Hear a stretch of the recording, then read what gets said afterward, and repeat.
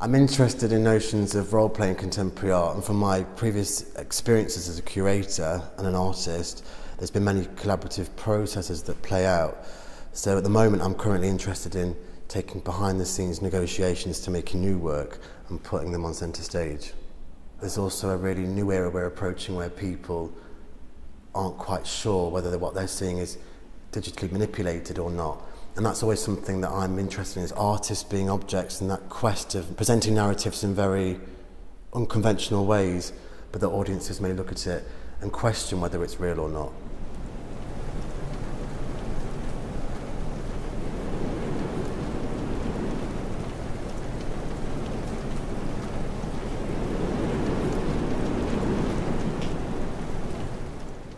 Fundamentally, my work is about the construction of moving image. So ultimately it's about the relationship between sound and image, and I've been doing research into things like disaster films and how they simulate really awful and real experiences. So seeing images of a tsunami in a film, how that designs our imagined idea of how a tsunami would be.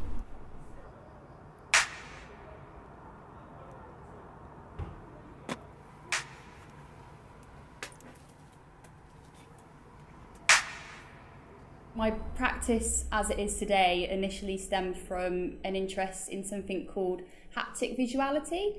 It sounds quite complex, but it's basically just about using the eyes as an organ of touch.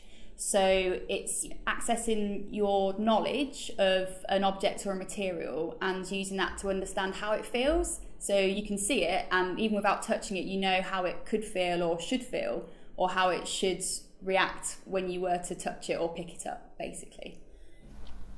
I'm interested in the subcultures of punk music or like countercultural movements, and kind of exploring a nostalgia for them, or like ways for them to be effective now.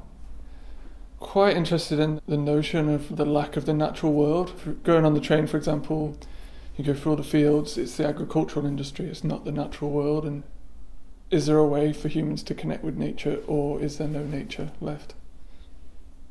I have always been interested in historical subjects, and when I got the chance to go to India, that became my next subject. I was very swept away with my meetings with Indian people.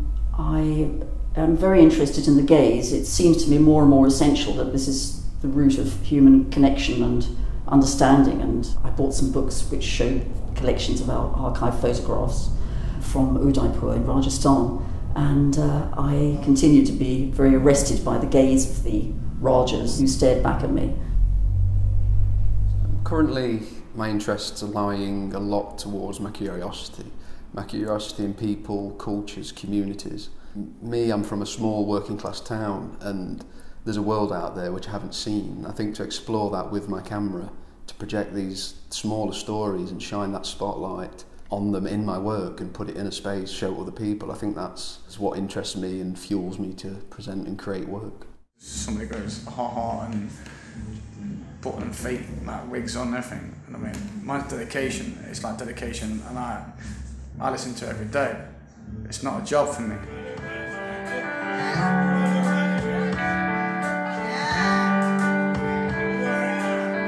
Maybe it's silly, sometimes gonna hit myself for I'm interested in exploring people and characters that have got an air of theatricality about them. They've got, I suppose, a certain amount of kitsch to them. Definitely specifically women, strong female icons, LGBT icons. And I want to celebrate that. I'm also interested in nostalgia, because those characters have also got that connection with childhood, our teenagers, music, TV. They all resonate something within us. I've always been interested in science fiction, so science fiction literature, cinema, and even comic books. It's all kind of relating to ideas of otherness, of the uncanny, of transformation, of human potential. Another thing I'm interested in is the human body, which features in all my work, and I'm interested in the rhythm of the body